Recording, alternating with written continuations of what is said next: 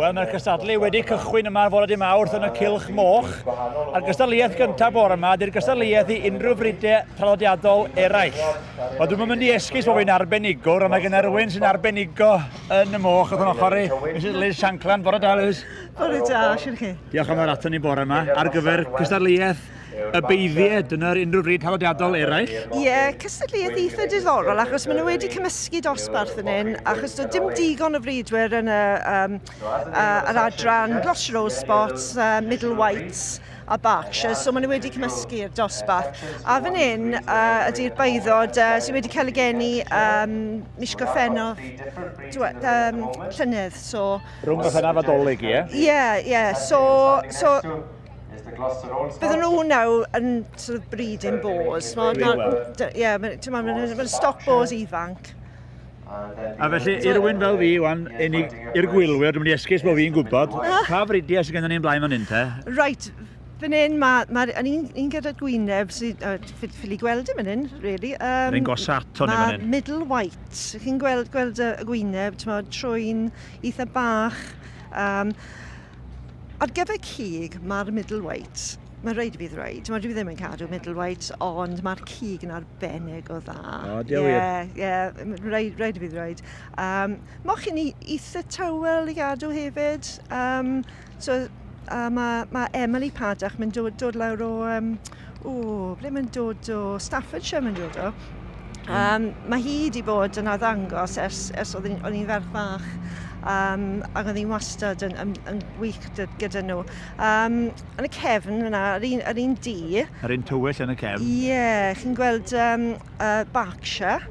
Mae'n ddi gyda cael pwyntiau gwyn arno fe. Ie. Goffa cael gwyn ar y wyneb. Fochyn y hardd hwnna fyd? Hyfryd. Mae'r baidd y llinell gwaed Peter Ladd yn arbennig o dda, a y boi sy'n perchyn y mochyn Chris Impey o Tonorefel, mae wedi cael lot o lwyddiant dros y blynyddoedd gyda'r llinell gwaed Peter Ladd, lot o bobl eisiau'r baidd na. Ie, na chi. A'r un gosat yn fan hyn wedyn? A mae Gloucestershire Old Spot. Wel, mae'n boblogaidd gyda bobl. Mae pobl yn nabod y Gloucestershire Old Spot. Mae'r teitl yn deud y cyfan mewn eitha amlwg. Dwi'n nabod hwnnw hyd yn oed. Ie, so mae goffa bod yn wyn. Mae smotiau dir yn fe. Ddim eisiau gormod o smotiau dir. Goffa cael just un o leia un. Ond dim reit dros y corff, ddim yn licio hwnna. Achos gyda'r bridiau, mae yna safon chi'n goffa cyrraedd. Mae yna rhywbeth ni'n galw'r breed standard. Felly rester o'r pwyntiau ni eisiau. O'r nodweddion sy'n rhaid cael ar gyfer y mochyn yna. Hollol, ie. So mae rhyw fath o checklist. Dwi'n gweld. So pethau fel lliw, patrwm, siap a hyd y clistiau falle. Pethau fel yna, a mewn funud nawr, ar ôl maen nhw wedi cyrraedd rownd, cerdded rownd, bydd y beirniad yn edrych o dan y beiddod.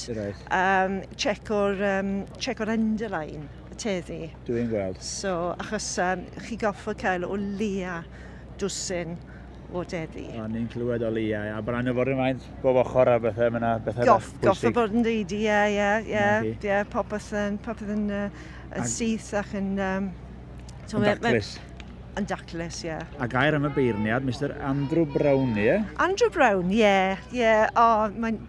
Mae'n ddyn hyfryd iawn. Dod y Somerset, mae'n bridio Tamworth, yna bryd fi. Fi wedi gwerthu cwpl o fyddod i Andrew dros y blynyddoedd, a mae'n neis i weld y genfaint fe yn cael hwb gyda stoc ffres yn mynd mewn. Ie, yn hollol.